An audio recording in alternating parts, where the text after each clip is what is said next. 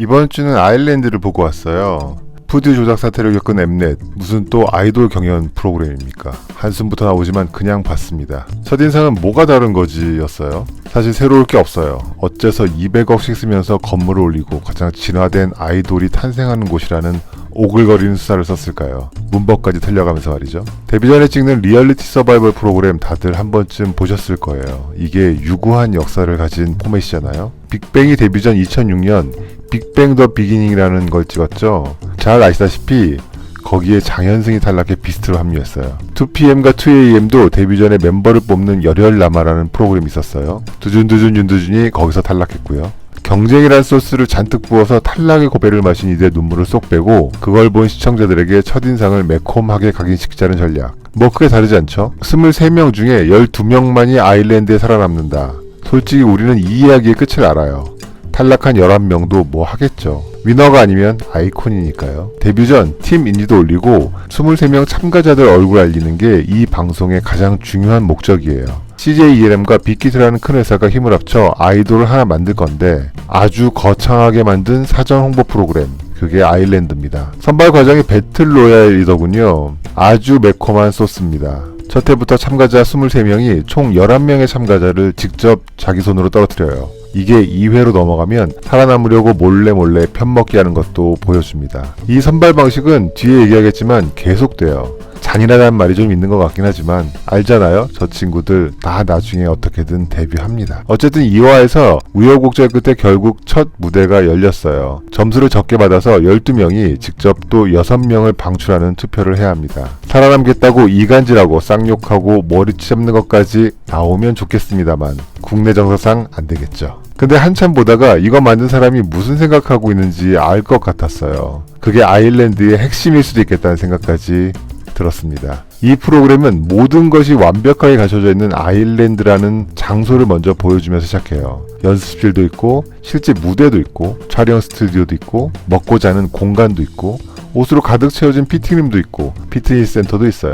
아이들이 그걸 보면서 환호성을 지르는 것도 보여줘요. 그리고 이 공간 안에서 23명의 지원자는 어디선가 나오는 목소리의 지시에 따라 움직여요. 이걸 방시혁, 비, 지코가 수십 대의 모니터 앞에서 지켜봅니다. 완벽하게 준비된 공간이 있고 그 세계를 만든 자들이 있어요. 그들이 출연자를 통제하고 모든 걸 지켜보고 있어요. 일종의 신놀이죠. 하지만 방시혁이나 비, 지코가 아일랜드의 신은 아니에요.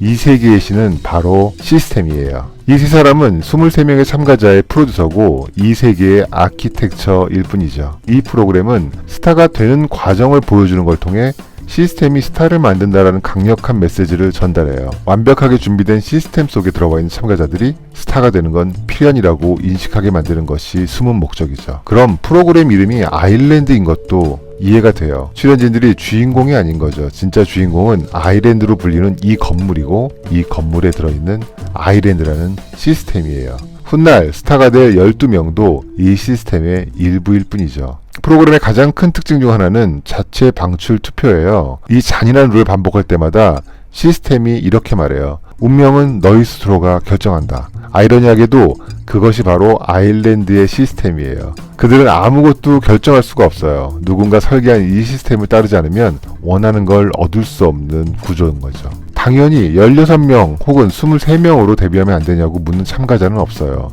왜냐하면 스타는 본인들이 되는 게 아니라 시스템이 만드는 거니까요. 가장 진화된 아이돌, 제가 앞에 문법 틀렸다고 지적했잖아요. 안 틀렸네요.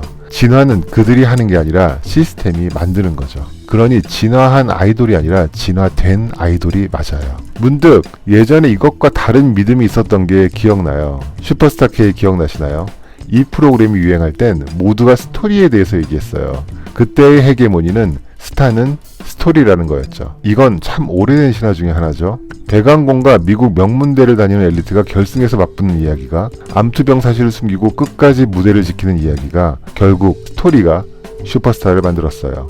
엄밀히 말해 그걸 믿었던 사람들이 슈퍼스타 K라는 프로그램을 만든 거죠. 방시혁과 CJ ELM은 시스템을 믿고 있는 거예요. 그래서 200억을 들여 아일랜드를 만든 거고요. 기획사가 제공하는 강도 높은 트레이닝이나 선발 과정 같은 인터널 시스템에 방송사가 제공하는 TV 프로그램이라는 익스터널 시스템을 결합시키면서 말이죠. 그리고 우리들에게 함께 신놀이를 하자고 제안해요.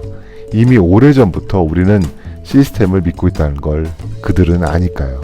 물론 그 시스템이 완벽하다는 건 아일랜드를 만든 사람들의 믿음일 뿐이지만 말이죠.